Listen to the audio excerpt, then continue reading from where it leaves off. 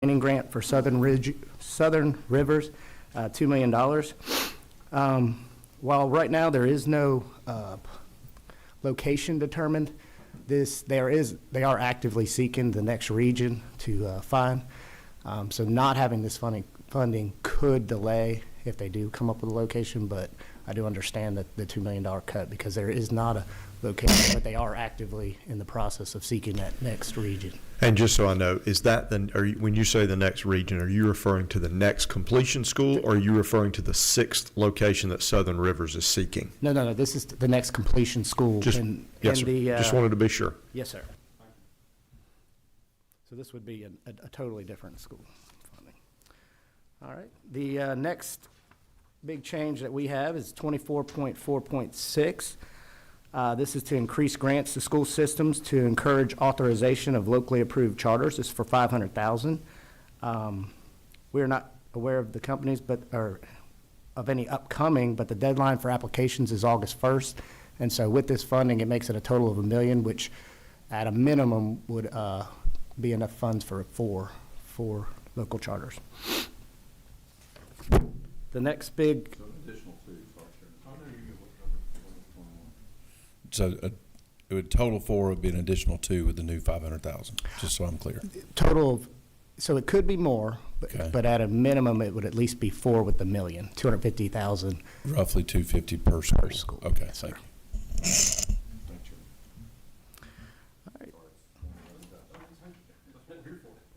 All right. Next big change is in 24.12.7. This is to eliminate one-time funds for character education program of $2 million.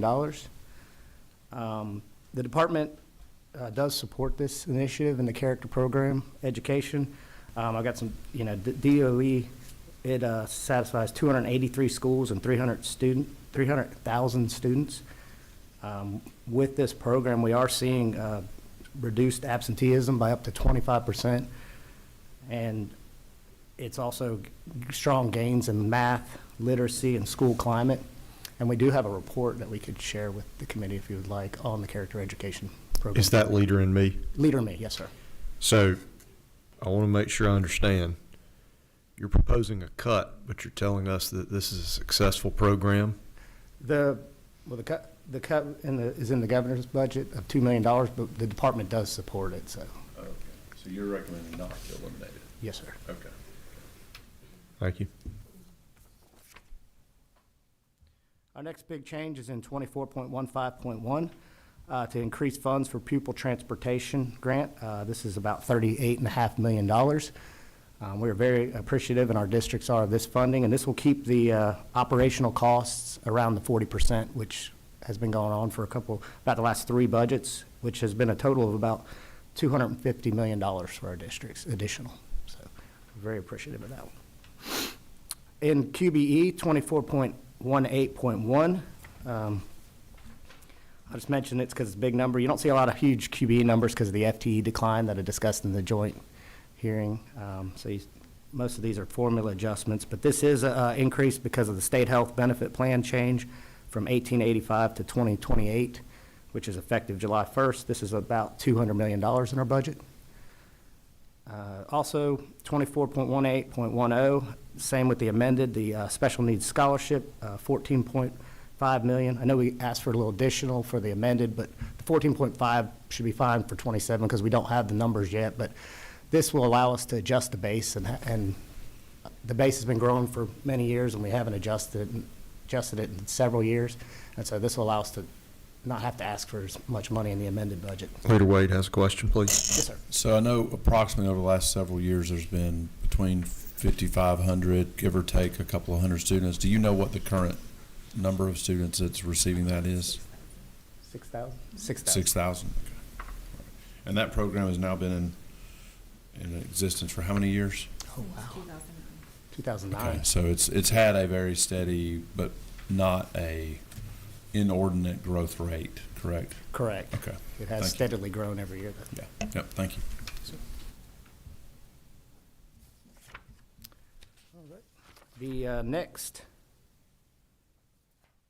item I had was in state schools, 24.24.6. There is a $2.4 million reduction to state schools for training and experience.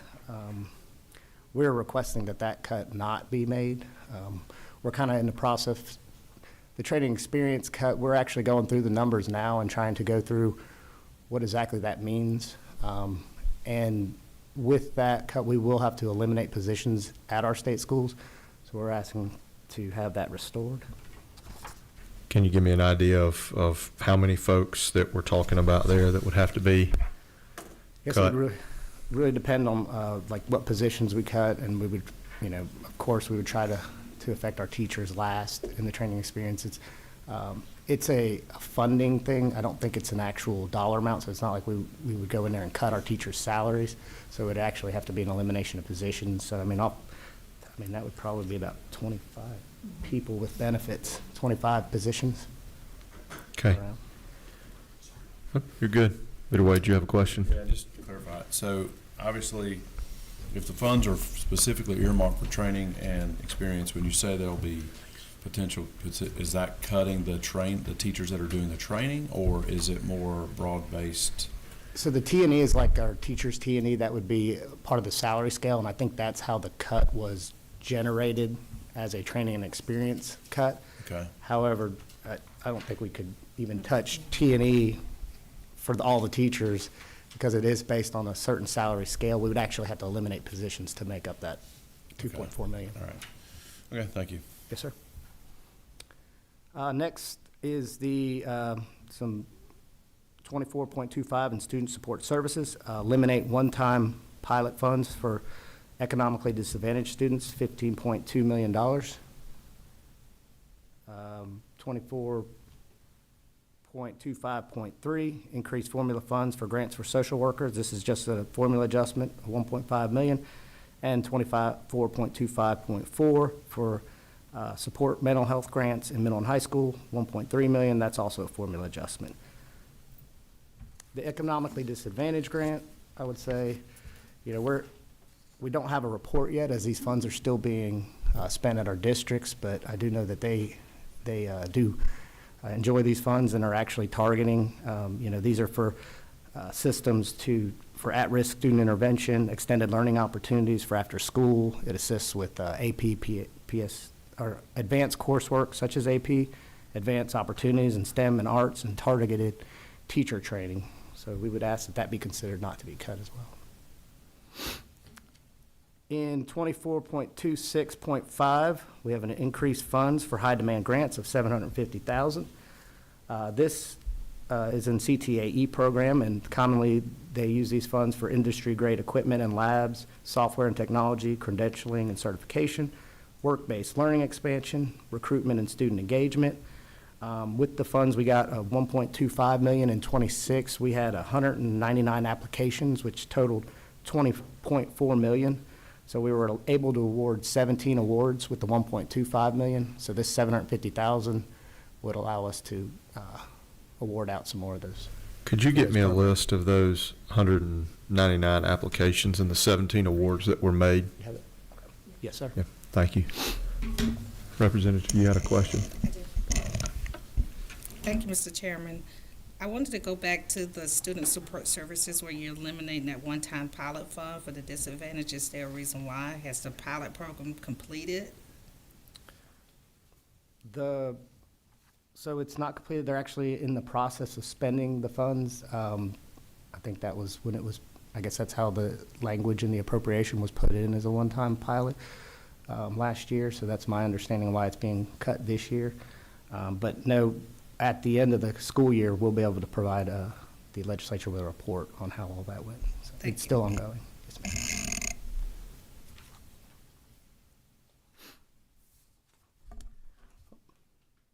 And that concludes the major changes in budget. And answer any questions. Thank you. Any more questions from members of the committee? Chairman Jones. Mr. Chairman, thank you so much. I just wanted to hear Sarah say that she misses the house, if that's okay. We are on record. Sarah, you are, no, I'm just kidding. We'll get it in writing. We'll get it in writing. That's better than on camera. I did have two additional. Mr. Jones reminded me when I saw him. Please, go ahead. With the in addition to the actual changes in the budget, as I discussed in the amended budget, the PSAT AP, with the additional 1.4 million, which we're very thankful we got in the amended budget, which is going to allow us, if it stays into pay out what we've already committed to, we're asking that that additional amount be put into the base for the 27 budget. It's a kind of a tricky thing because it's going through the year, and it's hard for us to communicate with the districts and enter into contracts to provide, because as the funds are appropriated, it's for one free and reduced lunch for one AP exam for all free and reduced lunch students and one STEM exam for all students. So if we don't have the additional funding, it's hard for us to meet that obligation. So we're asking that. And in addition, I think also, I know we've shared, and I can share with the chairman, Mr. Jones, we've been sharing with our COPS program, which is our facilities capital outlay, which is in high need of some modifications. And I think when we talked at the hearing back in the winter, I guess early winter, it was around over $2 million. I think we've gotten it down by, we took some suggestions and actually checked with other states. They don't really have a product that will meet the unique needs of the state of Georgia. However, in reaching out to the actual contractors who wrote the program, we were able to get it down to about 1.5. It's really 1.25, but in case anything, we're requesting $1.5 million to upgrade that system. And that's it, sir. Thank you. Any other questions from the committee? Okay. Thank you both very much. Thank you. Now, join us at the podium or the table, your preference. feel like I should do the same as DOE, since they took my spot. Healthy competition. We are great partners, no competition. We're all ears. That's right. Well, good morning, Mr. Chairman and members of the committee. I'm Amy Jacobs, the Commissioner of the Department of Early Care and Learning. And our items are in Section 22. And I'm going to go over the 3 items in the pre-K program, which is 22.3. And the first item is 22.3.6, which is a small reduction of $125,000, a reduction formula funds for the annual update for the training and experience. So this is just a formula adjustment for pre-K teachers that are on the same salary schedule as the K-12 teachers. It's just a small adjustment there based on that formula run. The next item is 22.3.7, and this is an increase in formula funds for an increase in the health insurance per member per month rate. It's an increase of $5.8 million. So as you know, Georgia Pre-K is in public schools, and those teachers are on SHBP. And so this is just a flow through for us to the school systems to pay those SHBP bills. And then the final item is 22.3.8, and this is an increase of $12 million for year 3 of our 4-year phase-in to reduce our class size from 22 to 20. And this allows us to add 100 new classes for this 3rd year, and we will add 100 new classes in the 4th year if supported. I was going to say, would you mind just giving 30 seconds on how that reduction is going, given that, again, I know today we're in year 2. We're Right. talking about year 3. Obviously, there's funding there, there's planning there, but could you just commentate for us for a moment? Sure. So we began this about 2 years ago because we really wanted, and our priority was to reduce our class size from 22 kids. It was definitely a desire we heard from teachers, and that gets us back on a 10 out of 10 rating for the NEAR yearbook, which is kind of the national recognized source of how good you are in pre-K. And so we are back to 10 out of 10. And so we rank with just a few other states that meet all 10 standards. So what that required us to do, though, was add 400 classes because we are serving the same number of children, but we need more classes to serve them. And so we could not add 400 classes in 1 year. That would not be possible. And so we're doing about 100 each year for 4 years. And we've been able to do that. So we've been able to increase access. So we've always been in 159 counties, but we've added classes in schools that may not have had them before. And definitely in private childcare, we've had, I think just this year, 47 new childcare providers that have never had Georgia Pre-K. So the access is greater for families to choose. Thank you much. What else we got? That's all I have. That's all? Yes, Any sir. questions from the committee? Leader Wade. just to, I know you guys track birth rates, things like Yes. that. Are you seeing any trends now that we're kind of well past sort of that COVID change? Or We are are we still not. seeing? We are still seeing a decline in birth rate Okay. and a decline in enrollment as a result of that. So this year, we're serving about 68,000 four-year-olds in pre-K. Before COVID, we were usually around 80,000. COVID was a dip that we don't even talk about. Right. But this year, we're about at 68,000, 68,000. which we believe is following the trend that we've heard from DOE. I was just down in Tift County yesterday, in Dodge County, they're seeing the same thing. I think it's a national issue. So yeah, we are still seeing that decline. Okay, thank you. Thank you. So, which brings up another question that maybe both of y'all could help us work on for our larger literacy bill and early childhood initiative. Any data that you could help us provide, even if it's projected or, I dare use the phrase best guess estimate, but where are we on, 4-year-old population in the state of Georgia versus, let's use made-up numbers. There's 100,000 4-year-olds that would be eligible pre-K age in Georgia, and you're serving 68,000. We're trying to figure out what that delta is. Same thing for prospectively 5- and 6-year-olds. As we track the literacy initiatives in the early childhood, can we say, there's 112,000 5-year-olds, but we only have 88,000 enrolled in kindergarten. And so we're really trying to look at pre-K, kindergarten, and first grade based on any data that you have or could compile.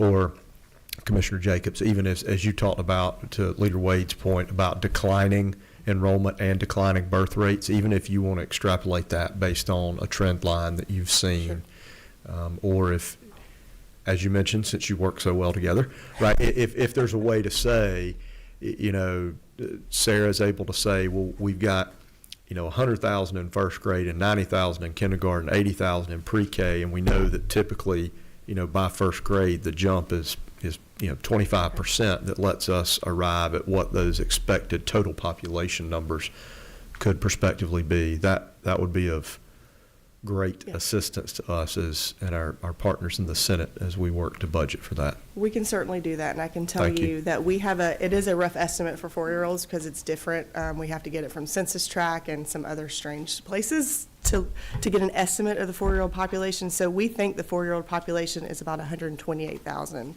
So that means we're serving about 54% of the 4-year-olds right now, but we will send this to you. But what we also know is we're looking at infants, toddlers, preschoolers, and 3-year-olds. So we have some of that data as well, especially those that are attending licensed childcare. So we can share those numbers so you can even go further back in that pipeline as we look for projections. That would be fantastic.